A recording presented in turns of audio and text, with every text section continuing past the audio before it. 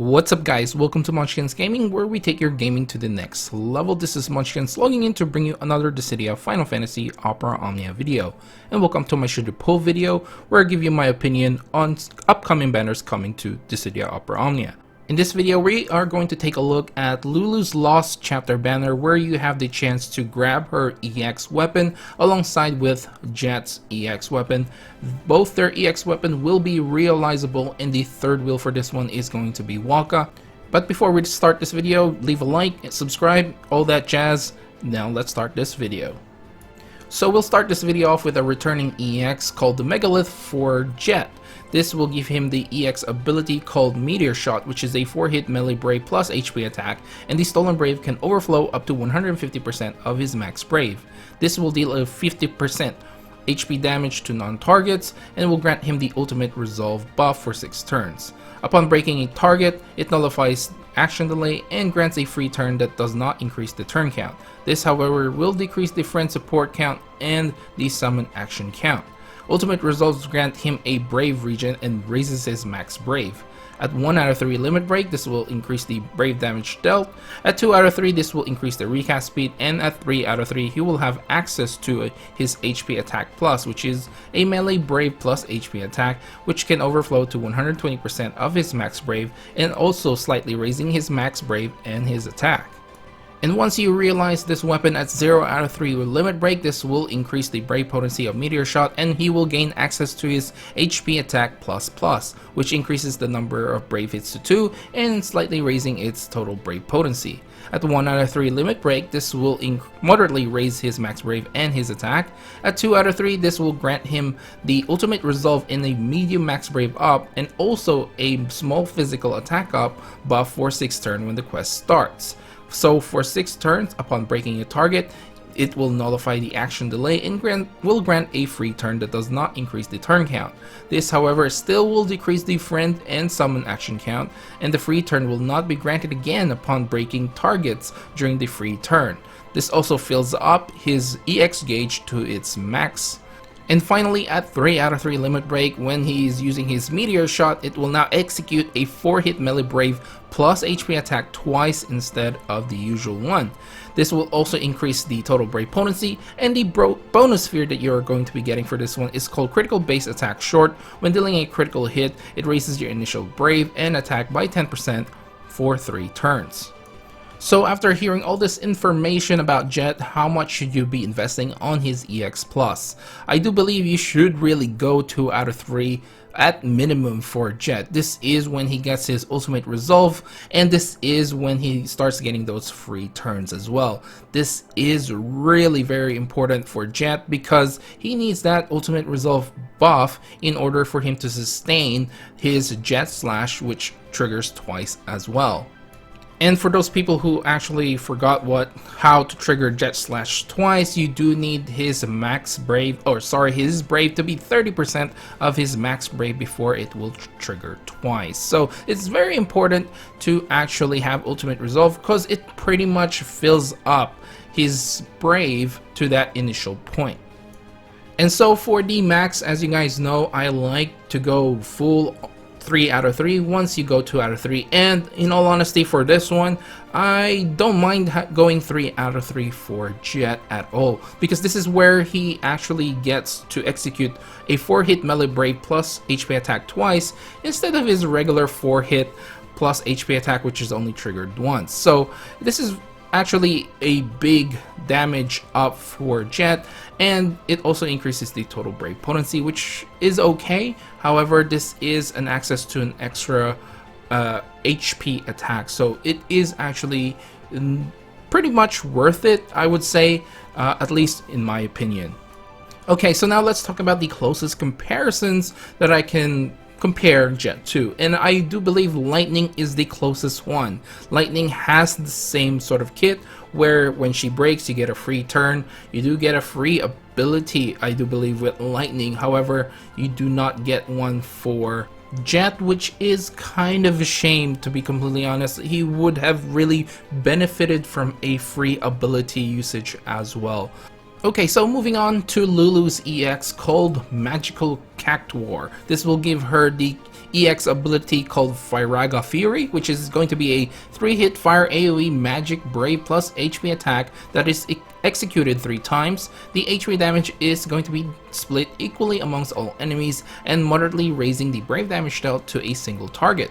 This will grant her the Alluring Mage buff for 3 turns, and while Doll Master is at 5 stacks, this will turn to Firaga Fury Plus, which is going to be a 3-hit fire AoE magic brave attack plus AoE HP attack that is this time executed 5 times. Alluring Mage has the following effects. It is going to raise her own max brave and will grant the party a fire enchant. This has a slightly slow recast speed, and at 1 out of 3 limit break this will increase the brave damage dealt by the EX ability. At 2 out of 3 this will extend the duration of Alluring Mage by 3 turns, so now a total of 6, and at 3 out of 3 this will slightly raise the recast speed of Firaga Fury.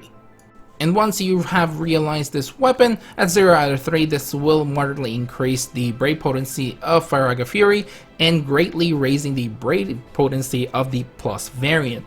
At 1 out of 3 limit break, this will moderately raise Lulu's max brave and slightly raising her attack as well. At 2 out of 3 when the quest starts, she will have Alluring Mage and 2 stacks of Doll Master for 6 turns. And finally at 3 out of 3, this will moderately increase the brave potency and give the Firaga Fury a max brave overflow limit of 120%. The plus variant will just have a higher potency than the non-plus variant, and the Stolen Brave is still going to be 120%. The bonus sphere that you are going to be getting for this one is weak base boost short when hitting targets weaknesses. Basically this will increase your initial brave and max brave by 10% for 3 turns. Okay guys, so after hearing all this information regarding Lulu's EX Plus, how much should you be investing on her weapon? Now, I am of the opinion that you really have to go 2 out of 3 for Lulu, because this is where she gets the Alluring Mage buff. But not only that, this is the point where she gets 2 stacks of her Doll Master buff, which is a stacking mechanic that she really needs in order for you to access the plus variants of her weapon. And this will allow you to basically cut that stacking mechanic by 1 turn. So once you use up one of your abilities, I do believe that you will be able to pretty much max out the stacks, and therefore you will have access to the plus variants of her abilities. Now, as you guys know, once again, when you go 2 out of 3, I'm of the opinion you might as well go 3 out of 3, but there are some special cases. Now with Lulu, it's really hard for me to say go ahead and go 3 out of 3. However, with some reluctance, I feel like you can go 3 out of 3 with Lulu. And my main reason for this is it's really gonna be very difficult for Lulu to actually always cap out on her max brave, especially when using her EX ability, because it only really hits 3 times and will trigger an HP attack afterwards. So the max brave overflow of 120% is not a big deal. You know, it's not gonna be a deal breaker for the plus variant only having 120%, because chances are you probably aren't even going to reach that. The only time you're ever going to reach that is actually the first time she actually triggers her brave plus HP attack. But the other 4 times on the plus variant, it's highly unlikely that you will actually meet that requirement. But the extra brave potency really does help, and you know, it will do a lot more damage than just going at 2 out of 3. So with some reluctance, I feel like, yeah, you can go 3 out of 3 with Lulu. But also, if you are happy at 2 out of 3, then I will have nothing to say, because the main thing is adding extra damage on those 5 brave hits. On all those brave hits that is triggered during her EX ability. Okay, now let's talk about the closest comparison that we can get for Lulu, and it is going to be Rydia. I mean, is there anyone else? They are basically the only 2 characters that will imperil and buff with the same element. So Rydia will use water imperil and will buff the entire party with some water element, while Lulu is the fire variant. So the closest thing is really hands down is going to be Rydia. As for her EX, you can say, well, maybe you can put Golbez there, but honestly this triggers like 5 times if you have the plus variant for her EX ability, but without the plus variant I guess you can say it's 3 times. That's like the meteor thing, so I'll leave it up to you, but to me personally it has to be Rydia. Okay guys, so we're heading towards the end of this video, so the question remains, should you pull?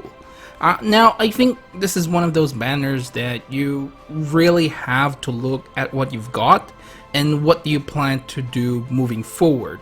So first you need to ask yourself, do you need another Imperiler, and do you have enough Imperilers already? And if you are happy with those Imperilers, are you actually planning to pull for Shantoto later on? Because she basically becomes the Imperial Queen. If you answer yes to these questions, then you can probably skip this banner. You don't really need to pull on this one. The one thing that separates Lulu from everyone else, as I mentioned earlier, is she is only one of the 2 characters that can really imperil and enchant the same type of element consistently. You can probably add Omnia Knight there, but he relies on his EX to imperil, and he relies on his C65 passive to actually enchant the entire party, which only has, I do believe, 2 uses on top of my head. Well, and as for Jecht, well, he's a DPS. They are a dime a dozen. If you already have strong DPSs like Arnea, Ultimisia, Emperor, Sephiroth, you can go on and on with the DPS. You can probably skip this one as well. You are really pulling on this banner for Lulu, not for Jecht. So to quickly summarize what I think, if you already have good Imperilers and you're happy with them, you probably shouldn't pull on this, but you can definitely pull if you have the extra resources. You can throw in some tickets, maybe they're your favorites, you can throw in some gems. And if you don't have Imperilers right now, but you're planning to pull for Shantoto later, you can probably just throw some tickets in this as well. Because Lulu, like I said, is only one of the 2 characters that can consistently imperil and enchant the entire party. So basically not even, you know, she can bring any party members with her, even though they are non-elemental, and can make them much more powerful and much more viable. And of course, if you don't have any Imperilers and you're planning to pass on Shantoto, I do suggest you actually invest on this banner, even with just tickets, but if you do have the extra resources, I would say go ahead and pull using your gems, because you are going to need an Imperiler at some point in this game. And I suppose the biggest one right now is for Dimensions and Floor 8 or Tier 8. So you're gonna need an Imperiler there, and Lulu actually fills in that gap pretty well. And of course she can enchant as well, making the entire party pretty useful, not just relying on one character to help you pull through the entire, well, on the Tier 8 of Dimensions End. Anyway guys, that's what I think of this banner, and this is where the video ends. I hope you do like the new format. If you do, click like and subscribe if you haven't already. It does help my channel to grow, and of course it helps with the YouTube algorithm as well. I'm kind of interested what you guys think actually of this new format. If you do like this one more than the reasons to pull and should not pull. I mean, I know that was getting so repetitive and I was hating that format as well. I could not make it any better, so I decided just to give you guys my thoughts and, you know, give you my personal opinion on, you know, what you should do and what your situation is like. So depending on your situation, this is what I would recommend to you guys. So I don't know how this is going to go moving forward. I am trying to test out different kinds of things when it comes to, like, you know, answering this question, because everyone is different, everyone's situation is different, and it's hard, really hard to generalize everything. But I do hope this really helped you guys out. Yeah, and leave down in the comments if you do like this one, you know, this format better than the previous one, and any suggestions that you guys want to, you know, suggest down in the comments below. I do read as much as I can when I'm not working. You know, it's just hard sometimes to catch up, and I can only sort of catch up on the top 3, I suppose, comments most of the time when I'm at work, or, you know, even when I'm free. I'm just making videos. I don't really have time to rest as much. But in any case, that's it for this video, guys. Make sure to follow me on my social media. I am on Facebook and on Twitter. This is Munchkins logging off, and I'll see you guys in the next level.